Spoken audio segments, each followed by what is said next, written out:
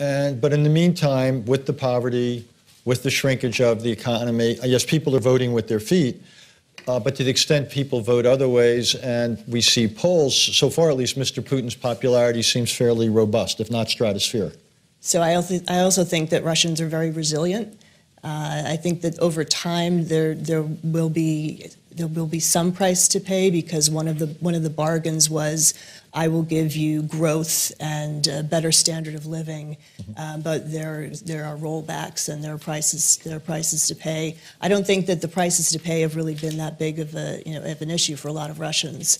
But I do think when you start having hits to pensions, when investment that doesn't get made starts to really show, and living standards really start to decrease, that you're going to see some reaction.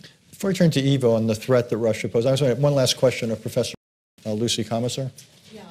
Want to wait for a microphone, please? Oh, okay. Lucy Komisar, I'm a journalist. So in a totally unscientific survey in the reception before this event, I asked several people, did they think this meeting was going to be an expression of Cold War 2.0? And 2 people said yes, and 1 person said no. So listening to... What is your question? No, so listening to the things, what people said, Heidi talked about... Okay, listen, no, what is your question? I want to know whether or not what people are saying about what's going on in Russia is a reflection of Cold War 2.0 or something else. And I wanted to give an example. No, actually, no. Let me give one example. Heidi talked about standard of living going down, hits to pensions, living standards. That's the United States. You talked about Lucy, I'm going to cut you off. Happening to distract Lucy, people from it's the time for homeland. questions, not for statements. That's the United States. So is what we're talking about Cold War 2.0, where things are being used to attack the Russians, which when you look at them are actually problems that the United States also has. Okay, and now we'd like questions, please. I have an answer on Okay, Cold great. War 2.0. There are 3 things that are fundamentally different right now between the Cold War and the current situation. One is that outside of its nuclear weapons, Russia is no longer a superpower. Okay, the nuclear weapons are still there, but it doesn't have alliances all over the world. It doesn't have this major alliance in Eastern Europe that it used to have. That's gone. It's not really an equal power to the United States, and certainly not an equivalent economic power. The second thing is that Russia right now does not have an ideology, and Putin has changed every few months how he looks at the outside world and how he uses a framework to describe it, and nothing seems to have stuck, but there's no ideology yet at the moment.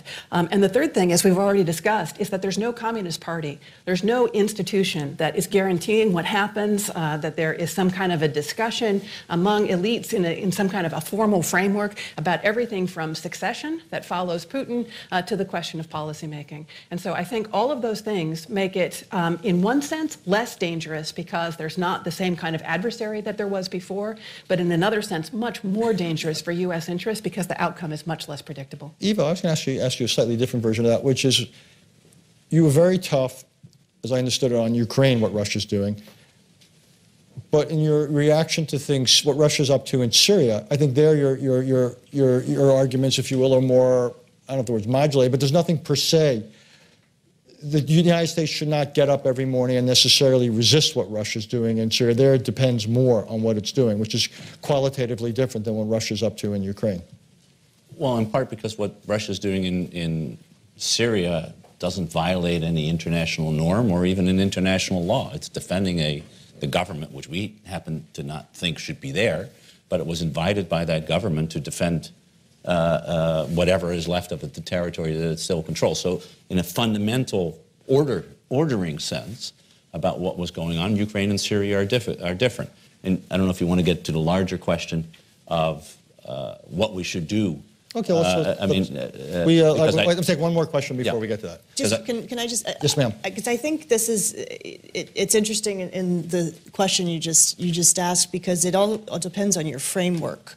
I think that for those who think that dealing with Russia is something that is transactional, that it is, that we see common interests in certain places, not common interests in other, but it is a transactional relationship.